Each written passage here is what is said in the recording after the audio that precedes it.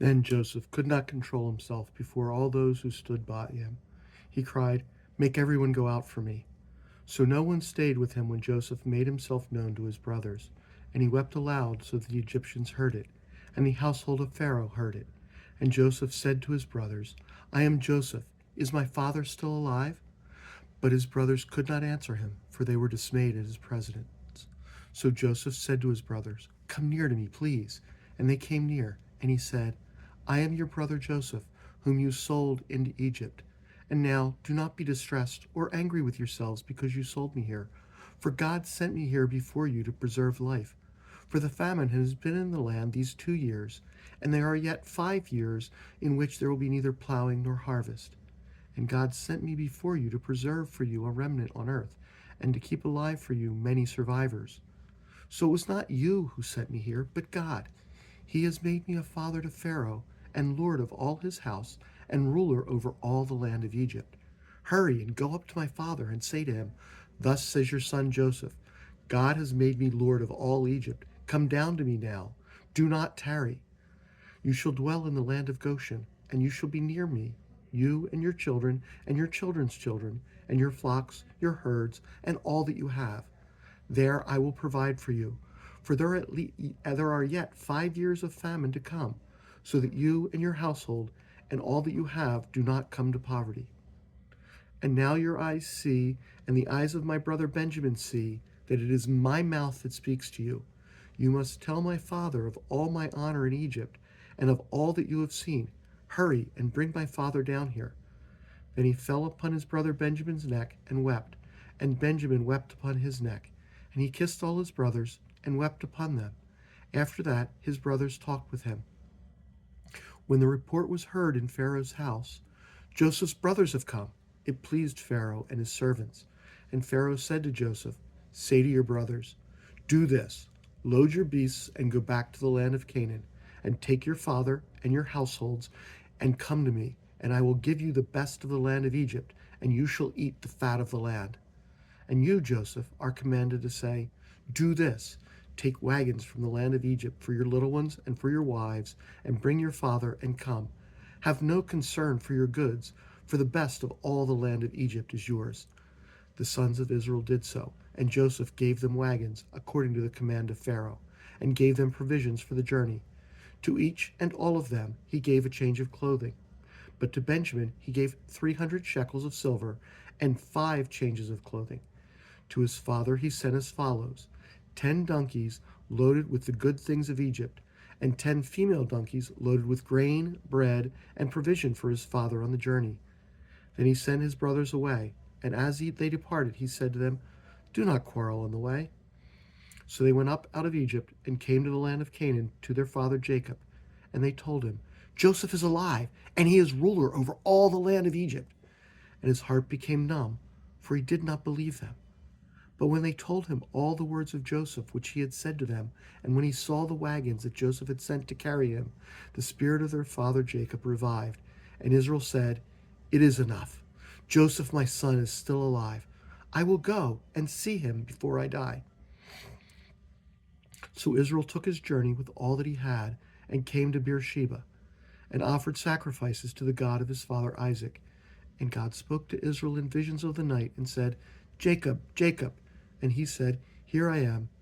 Then he said, "I am God, the God of your father. Do not be afraid to go down to Egypt, for there I will make you into a great nation.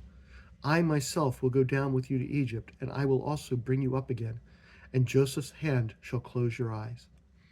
Then Jacob set out from Beersheba. The sons of Israel carried Jacob their father, their little ones, and their wives in the wagons that Pharaoh had sent to carry him. They also took their livestock and their goods, which they had gained in the land of Canaan, and came into Egypt, Jacob and all his offspring with him, his sons and his sons' sons with him, his daughters and his sons' daughters. All his offspring he brought with him into Egypt. Now these are the names of the descendants of Israel who came into Egypt: Jacob and his sons, Reuben, Jacob's firstborn, and the sons of Reuben, Hanok, Palu, Hezron, and Carmi. The sons of Simeon, Jemuel, Jamin, Ohad, Jachin, Zohar, and Shaul, the son of a Canaanite woman. The sons of Levi, Gershon, Kohath, and Merari. The sons of Judah: Onan, Shelah, Perez, and Zerah. But Er and Onan died in the land of Canaan. And the sons of Perez were Hezron and Hamul. The sons of Issachar: Tola, Puvah, Yab, and Shimron. The sons of Zebulun: Sered, Elon, and Jaleel. These are the sons of Leah, whom she bore to Jacob in Paddan Aram, together with his daughter Dinah. Altogether his sons and his daughters numbered 33. The sons of Gad: Ziphion, Haggai, Shuni, Esbon, Eri, Arodi, and Areli. The sons of Asher: Imnah, Ishva, Ishvi, Beriah, with Sarah their sister. And the sons of Beriah: Heber and Malchiel. These are the sons of Zilpah, whom Laban gave to Leah his daughter, and these she bore to Jacob, 16 persons. The sons of Rachel, Jacob's wife: Joseph and Benjamin. And to Joseph in the land of Egypt were born Manasseh and Ephraim, whom Asenath, the daughter of Potiphar, the priest of On, bore to him. And the sons of Benjamin: Bela, Becher, Ashbel, Gera, Naaman, Ehi, Rosh, Mupin, Hupim, and Ard. These are the sons of Rachel, who were born to Jacob, 14 persons in all. The son of Dan: Hushim. The sons of Naphtali: Jeziel, Guni, Jezer, and Shilem. These are the sons of Bilhah, whom Laban gave to Rachel his daughter, and these she bore to Jacob, 7 persons in all. All the persons belonging to Jacob who came into Egypt, who were his own descendants, not counting Jacob's sons' wives, were 66 persons in all. And the sons of Joseph, who were born to him in Egypt, were 2. All the persons of the house of Jacob who came into Egypt were 70. He had sent Judah ahead of him to Joseph to show the way before him in Goshen, and they came into the land of Goshen. Then Joseph prepared his chariot and went up to meet Israel his father in Goshen. He presented himself to him and fell on his neck and wept on his neck a good while. Israel said to Joseph, "Now let me die, since I have seen your face and know that you are still alive." Joseph said to his brothers and to his father's household, "I will go up and tell Pharaoh, and will say to him, 'My brothers and my father's household, who were in the land of Canaan, have come to me. And the men are shepherds, for they have been keepers of livestock, and they have brought their flocks and their herds and all that they have.' When Pharaoh calls you and says, 'What is your occupation?'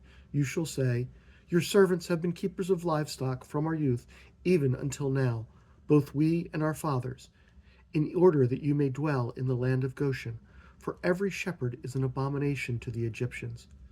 So Joseph went in and told Pharaoh, 'My father and my brothers with their flocks and herds and all that they possess have come from the land of Canaan. They are now in the land of Goshen.' And from among his brothers he took 5 men and presented them to Pharaoh. Pharaoh said to his brothers, 'What is your occupation?' And they said to Pharaoh, 'Your servants are shepherds, as our fathers were.' They said to Pharaoh, 'We have come to sojourn in the land, for there is no pasture for your servants' flocks, for the famine is severe in the land of Canaan. And now, please, let your servants dwell in the land of Goshen.' Then Pharaoh said to Joseph, 'Your father and your brothers have come to you. The land of Egypt is before you. Settle your father and your brothers in the best of the land. Let them settle in the land of Goshen. And if you know any able men among them, put them in charge of my livestock.' Then Joseph brought in Jacob his father and stood him before Pharaoh. And Jacob blessed Pharaoh. And Pharaoh said to Jacob, 'How many are the days of the years of your life?'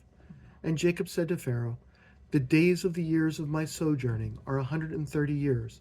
Few and evil have been the days of the years of my life, and they have not attained to the days of the years of the life of my fathers in the days of their sojourning.' And Jacob blessed Pharaoh, and went out from the presence of Pharaoh. Then Joseph settled his father and his brothers, and gave them a possession in the land of Egypt, in the best of the land, in the land of Ramses, as Pharaoh had commanded. And Joseph provided his father, his brothers, and all his father's household with food, according to the number of their dependents. Now there was no food in all the land, for the famine was very severe, so that the land of Egypt and the land of Canaan languished by reason of the famine. And Joseph gathered up all the money that was found in the land of Egypt and in the land of Canaan in exchange for the grain that they bought. And Joseph brought the money into Pharaoh's house. And when the money was all spent in the land of Egypt and in the land of Canaan, all the Egyptians came to Joseph and said, "Give us food. Why should we die before your eyes? For our money is gone." And Joseph answered, "Give your livestock, and I will give you food in exchange for your livestock if your money is gone." So they brought their livestock to Joseph, and Joseph gave them food in exchange for the horses, the flocks, the herds, and the donkeys. He supplied them with food in exchange for all their livestock that year. And when that year was ended, they came to him the following year and said to him, "We will not hide from my lord that our money is all spent. The herds of livestock are my lord's.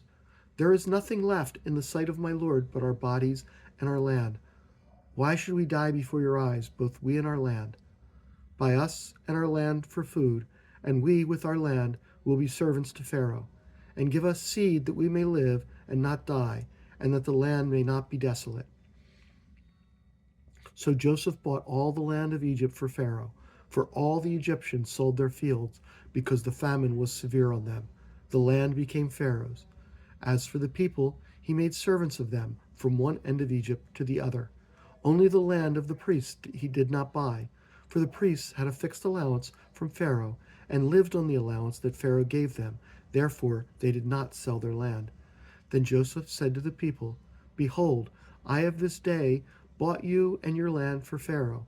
Now here is seed for you, and you shall sow the land, and at the harvest you shall give a fifth to Pharaoh, and 4/5 shall be your own, as seed for the field, and as food for yourselves and your households, and as food for your little ones."